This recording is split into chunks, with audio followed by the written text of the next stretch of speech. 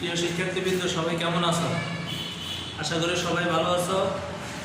আমি সাইদুল হক খান সুজন, সহকারী শিক্ষক, সান্দিনা ডাক্তার ফিরোজা ফারুক বালিকা উচ্চ বিদ্যালয়ের পক্ষ থেকে তোমাদের সবাইকে আজকের অনলাইন শ্রেণীকক্ষে স্বাগতম জানাচ্ছি। শিক্ষার্থীবৃন্দ, আমি দশম শ্রেণীর শিক্ষার্থীদের জন্য হিসাব বিজ্ঞান বিষয় থেকে তোমাদের আজকে একটি টপিক নিয়ে আলোচনা করব। হিসাব বিজ্ঞান বইয়ে মূলধন ও মুনাফা জাতীয় লেনদেন এই অধ্যায় থেকে আজকে তোমাদের আমি একটা সৃজনশীল অঙ্ক সমাধান করব। আমরা গত ক্লাসে মূলধন ও মুনাফা জাতীয় লেনদেনের ধারণা সম্পর্কে জেনেছি। সেই ধারণা এবং অর্জিত জ্ঞানের উপর ভিত্তি করে আমরা আজকে সৃজনশীল অঙ্কটি করব। তোমরা সবাই পাঠ্য বইয়ের সৃজনশীল 1 নং প্রশ্নটি সবাই হলো পৃষ্ঠা নম্বর 45। তো এখানে আলোচনা করা হয়েছে প্রথমে 2017 সালের বোরহান এন্টারপ্রাইজ নামের ব্যবসা প্রতিষ্ঠানের লেনদেনের কিছু অংশ নিম্নরূপ। লেখা আছে ব্যবসায় মূলধন বিনিয়োগ 5 লক্ষ টাকা, যন্ত্রপাতি ক্রয় 1,50,000 টাকা, ব্যাংক থেকে ঋণ গ্রহণ 3 লক্ষ টাকা, পণ্য ক্রয় 10 লক্ষ টাকা, কর্মচারীর বেতন প্রদান 3,80,000 টাকা, বিদ্যুৎ ও টেলিফোন বিল প্রদান 12,000 টাকা, যন্ত্রপাতির অবচয় 15,000 টাকা, বিনিয়োগ হতে মুনাফা প্রাপ্তি 14,000 টাকা, ভাড়া প্রদান 40,000 টাকা, যার মধ্যে 3,000 টাকা 2018 সালের জন্য, কমিশন প্রাপ্তি 50,000 টাকা, যার মধ্যে 4,000 টাকা 2016 সালের জন্য, পণ্য বিক্রয় 20 লক্ষ টাকা, মালিকের ব্যক্তিগত প্রয়োজনে উত্তোলন 5,000 টাকা। এই হচ্ছে আমাদের উদ্দীপক। এই উদ্দীপকের উপর ভিত্তি করে আমরা প্রথমে ক প্রশ্নের উত্তর, আমাদের ক প্রশ্নতে আছে কি মূলধন জাতীয় প্রাপ্তির পরিমাণ নির্ণয়। তো মূলধন জাতীয় প্রাপ্তির পরিমাণ নির্ণয় এই প্রশ্নের উত্তর দেওয়ার জন্য প্রথমে আমাদেরকে একটি ছক, তোমাদের সবাই খাতায় সবাই একটি ছক আঁকো এবং ছকের মধ্যে আমরা প্রথমে 2টি টাকার কলম রাখবো।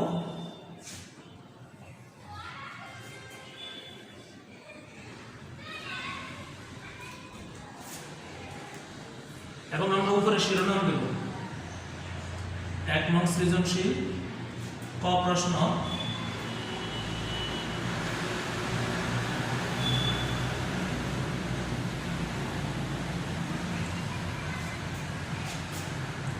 মূলধন জাতীয় প্রাপ্তি পরিমাণ নির্ণয়।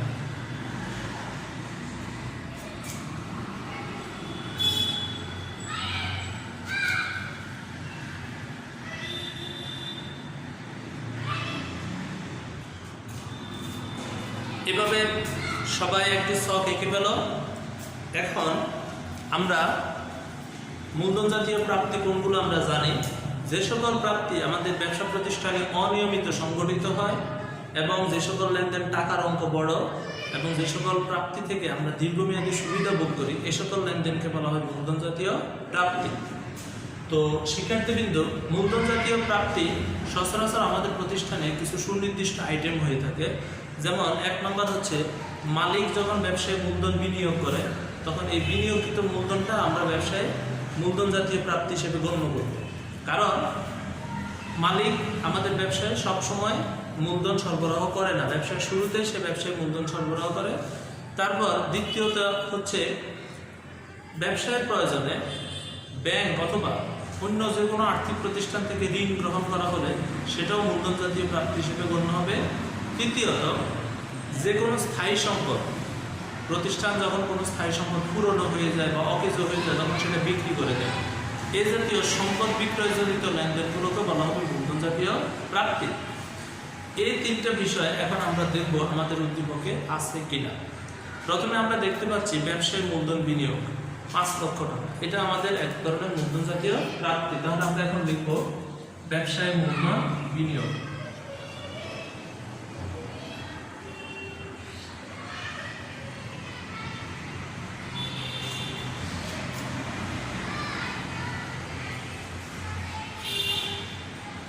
আমরা এখানে 2টি টাকার কলাম দিয়েছি, আমরা প্রথম কলামে টাকাগুলো লিখব 5 লক্ষ টাকা। এরপর আমরা দেখব দ্বিতীয়ত আমাদের মূলধন জাতীয় প্রাপ্তি হচ্ছে ব্যাংক থেকে ঋণ গ্রহণ 3 লক্ষ টাকা। আমরা এখন এটা লিখব।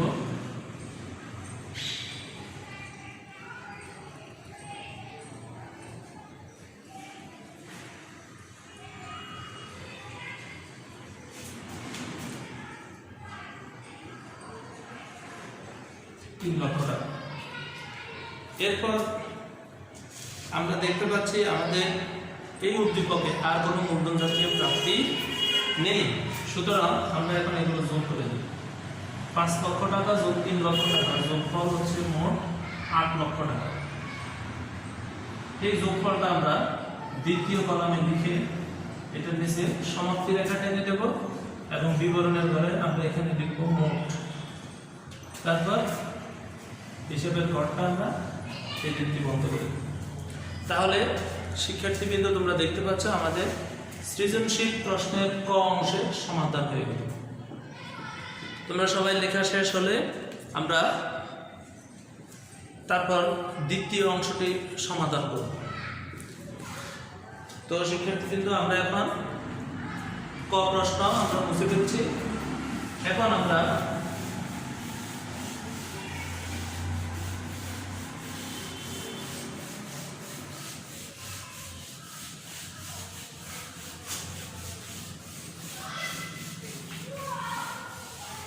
এই সৃজনশীল প্রশ্নের খ অংশের সমাধান করার চেষ্টা করব। খ প্রশ্নতে আছে মুনাফা জাতীয় আয় ও ব্যয় এবং মুনাফা জাতীয় প্রাপ্তি ও প্রদানের পরিমাণ নির্ণয় করো। এটার জন্য আমরা আবার আগের মধ্যে একটি সলভ আনবো। সবাই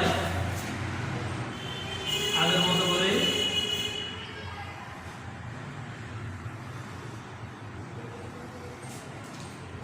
একটি সলভ আঁকো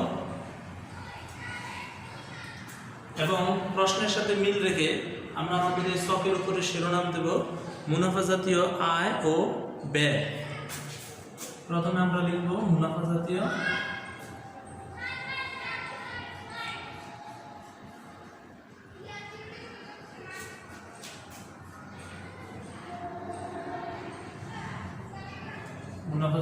আয় ও ব্যয়ের পরিমাণ নির্ণয়।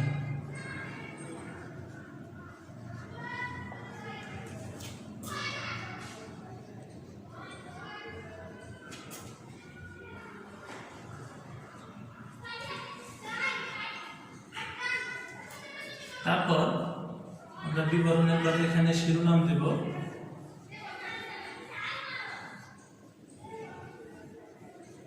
মুনাফা জাতীয় আয়। মুনাফা জাতীয় আয় কোনগুলো? মুনাফা জাতীয় আয় হচ্ছে যে সকল আয় আমাদের ব্যবসা প্রতিষ্ঠানে নিয়মিত সংগঠিত হয় এবং যে সকল আয়ের টাকার অঙ্ক ছোট এবং যে সকল আয় থেকে আমরা স্বল্প মেয়াদী সুবিধা ভোগ করবো সে সকল আয়কে বলা হয় মুনাফা জাতীয় আয়।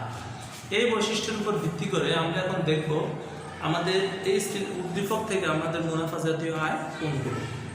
আমরা দেখতে পাচ্ছি এখানে আছে বিনিয়োগ হতে মুনাফা প্রতি 14,000 টাকা। তাহলে এটা হচ্ছে আমাদের মুনাফা জাতীয় আয়। বিনিয়োগ হতে মুনাফা প্রাপ্তি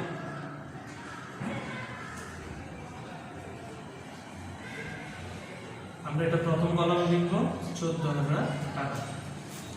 তারপর কমিশন প্রাপ্তি। কমিশন প্রাপ্তি এটা আমাদের মুনাফা জাতীয় আয়।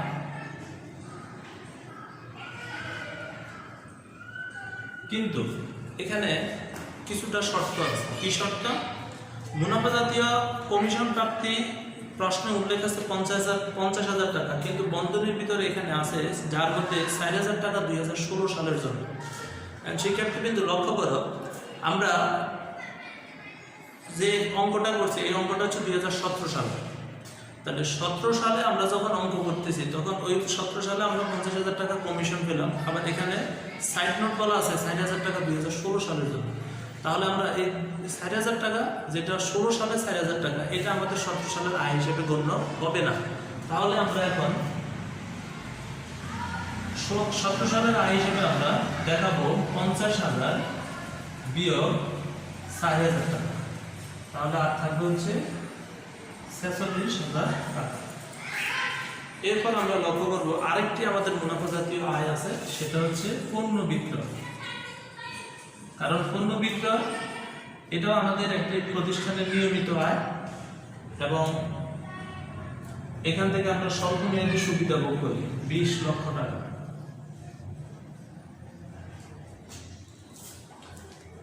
এই তিনটা হচ্ছে আমাদের মুনাফা জাতীয় আয়। এখন আমরা এই তিনটা অ্যামাউন্ট যোগ করে দেব। যোগফল হচ্ছে 20,60,000 টাকা। এটি হচ্ছে মোট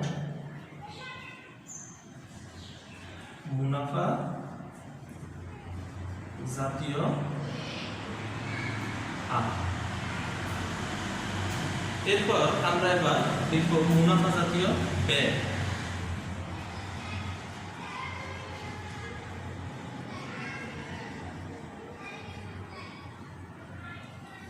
মুনাফা জাতীয় ব্যয় হচ্ছে ঠিক আয়ের বিপরীত। যে সকল ব্যয় ব্যবসা প্রতিষ্ঠানে নিয়মিত সংগঠিত হয়, টাকার অঙ্ক ছোট এবং যেখান থেকে আমরা স্বল্প মেয়াদী সুবিধা ভোগ করি, সেগুলোকে বলা হয় মুনাফা জাতীয় ব্যয়। মুনাফা জাতীয় ব্যয়ের এখানে প্রথমে আসবে পণ্য ক্রয়। পণ্য ক্রয় 10 লক্ষ টাকা। তারপর পণ্য ক্রয় কর্মচারীর বেতন প্রদান।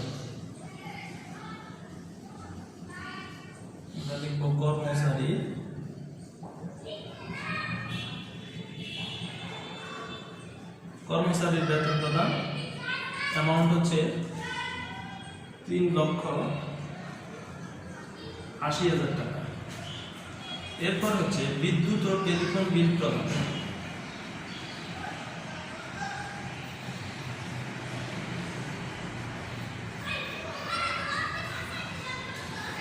বিদ্যুৎ ও টেলিফোন বিল অ্যামাউন্ট হচ্ছে 12,000। এরপর যন্ত্রপাতির অবসর।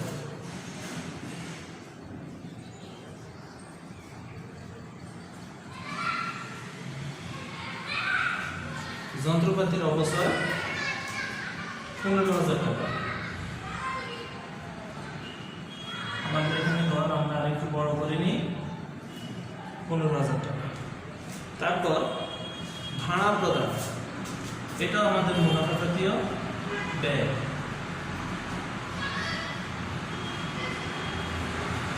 শিক্ষার্থী কিন্তু লক্ষ্য করো, প্রশ্নে আছে ভাড়া প্রদান 40,000 টাকা, আবার এখানে সাইড নোট দেওয়া আছে 3,000 টাকা 2018 সালের জন্য। যেহেতু আমরা অঙ্ক করতেছি 2017 সালের, তাহলে এই 3,000 টাকা 18 সালে যে টাকাটা পেয়েছি, তাহলে এটা চলতি বছরের আয়ের সাথে সম্পর্কযুক্ত নয়। সুতরাং আমরা এই 40,000 টাকা থেকে 3,000 টাকা বিয়োগ দিয়ে দেবো, আর থাকবে 37,000 টাকা। এই 5টি লেনদেন হচ্ছে আমাদের মুনাফা জাতীয় ব্যয়। এখন আমরা এগুলো যোগ করে দেবো। 10 লক্ষ, 13,80,000, 92,000, 92, 4 লক্ষ 2, 7, 14, 14,44,000 টাকা। আমরা এখানে লিখব 14,44,000। এভাবে আমরা এই গড়টি বন্ধ করে এখানে লিখব মোট মুনাফা জাতীয় ব্যয়। তো শিক্ষার্থীবৃন্দ, আমরা আমাদের সৃজনশীল প্রশ্নের খ অংশের সমাধান করব। খ অংশের আরেকটি অংশ আছে মুনাফা জাতীয় প্রাপ্তি ও প্রদানের পরিমাণ নির্ণয়। এই অংশটুকু তোমাদের বাড়ির কাজ রইল। এখন আমরা করব সৃজনশীল ঘ, বোরহান এন্টারপ্রাইজের মালিকানা সত্ত্বের পরিমাণ নির্ণয় করো। তোমরা সবাই আগের মতোই গড়াত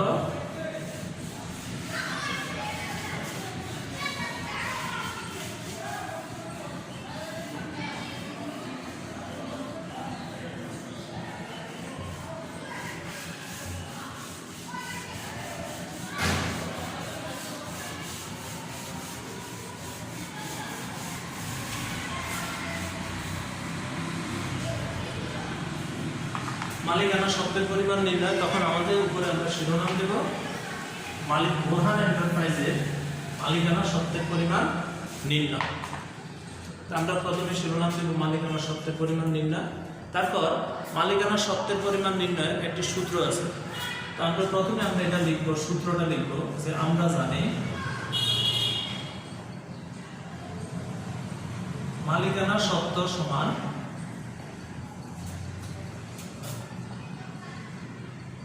মূলধন যোগ আয় বিয়োগ ব্যয় বিয়োগ উত্তোলন। এটা হচ্ছে আমাদের মালিকানা সত্ত্ব নির্ণয়ের সূত্র। তারপর আমাদের এই সবগুলো আমরা সবাই রেডি করে দেব, বিবরণ টাকা টাকা। তো আমরা যেটা জানি মালিকানা সত্ত্বের সূত্র হচ্ছে মূলধন যোগ আয় বিয়োগ ব্যয় বিয়োগ উত্তোলন। সে অনুযায়ী আমরা এখন প্রথমে আমরা তাহলে লিখব মূলধন। প্রথমে আমরা লিখব ব্যবসায় মূলধন বিনিয়োগ।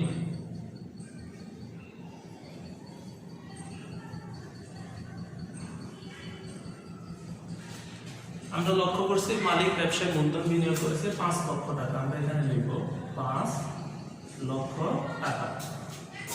তারপর এটার সাথে যোগ হবে এই 2017 সালে এই বোরহান এন্টারপ্রাইজ কত টাকা আয় করেছে। আমরা যেটা সৃজনশীল খ প্রশ্নের সমাধান করেছি মুনাফা জাতীয় আয়, আমরা এখন ওইটা লিখব যে যোগ মুনাফা জাতীয় আয় লিখে সাইড নোট দেব। খ থেকে শুধু খ থেকে লিখলেই হবে।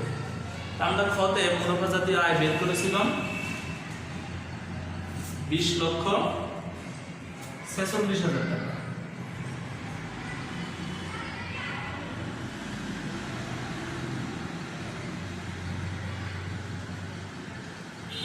যোগ করলে হবে 25,46,000 টাকা। এবার আমরা এখান থেকে বাদ দেব বাদ মুনাফা জাতীয় ব্যয়। এটা আমরা খ প্রশ্নের উত্তর করার সময় বের করেছি। মুনাফা জাতীয় ব্যয়ের পরিমাণ ছিল 14,44,000 টাকা। এটা আমরা বন্ধনীর মাধ্যমে দেখাই দিব। 25,46,000 থেকে 14,44,000 টাকা বিয়োগ দিলে আর থাকে হচ্ছে 11,02,000। এখান থেকে এবার আমরা বাদ দেব। আমরা দেখতে পাচ্ছি প্রশ্নে আছে মালিক ব্যক্তিগত প্রয়োজনে উত্তোলন 5,000 টাকা। তাহলে আমরা এটা বাদ দেব।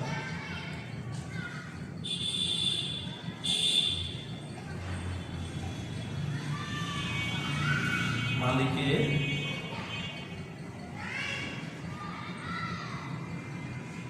ব্যক্তিগত প্রয়োজনে উত্তোলন 5,000 টাকা। বিয়োগ দেওয়ার পর আর অবশিষ্ট থাকবে 10,97,000 টাকা। এটা আমরা এখানে সমাপ্তি রেখা টেনে এখানে আমরা লিখে দেব মালিকানা সত্ত্ব। তারপর আমরা এই সবটি বন্ধ করে দেব। তো শিক্ষার্থীবৃন্দ, তোমরা সবাই এতক্ষণ মনোযোগ দিয়ে এই ক্লাসটিতে অংশগ্রহণ করার জন্য তোমাদের সবাইকে ধন্যবাদ।